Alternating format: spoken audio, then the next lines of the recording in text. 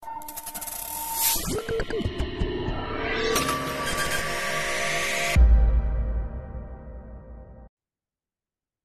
morning mga ka-shoppers. Ganito lang po mag-add stocks ng product sa merchant Shopee transactions. Kasi hindi kayo makakatransact pag wala po kayong stocks ng product. So, pagpunta natin dito sa product set, mga ka-shoppers, ayan na.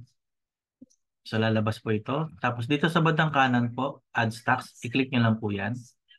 Lalabas po itong field na to. Tapos ito na sa kaliwa, yung add button plus na kulay blue. Pag click nyo po, yan, lalabas na po yung mga item. So, meron number sign dito, 1, 2, 3, 4, 5, 6.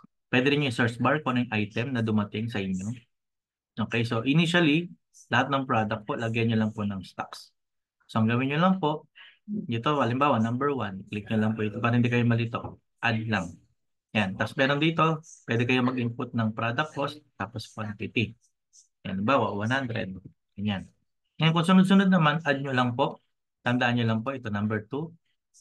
Tapos add stocks, sunod number 3. Yan. Para hindi po madoble. Kasi pag na-add na yan, halimbawa number 3 na-add na. Sasabihin naman system, product already. Kaya tatandaan nyo lang po itong number 3 na na-add nyo na. Tapos number 4. Yan. Tapos number 5.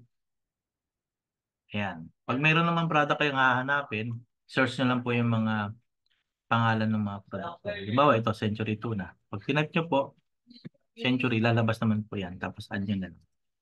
Yan. Tapos lagyan nyo po ng mga quantity ko ilan po yung dumating na product po sa inyo ng stocks. Sample lang po ito.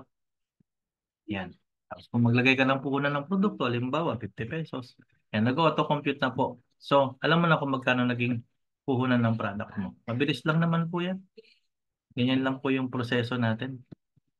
Yan. Tapos, save nyo na po. Lagyan nyo ng remarks kung gusto nyo pong lagyan ng remarks. Yun. Sino nag-deliver, paano nyo na-receive, or sino yung nag-receive ng stock sa delivery. Ayan. Kunyari, by Coach RBC. Receive by Coach RBC. Ayan. So, kung i-stop nyo yan, or kayo po, lagyan nyo lang po yan para naka-note po sa remarks natin. Ayan. Tapos, save nyo na lang po.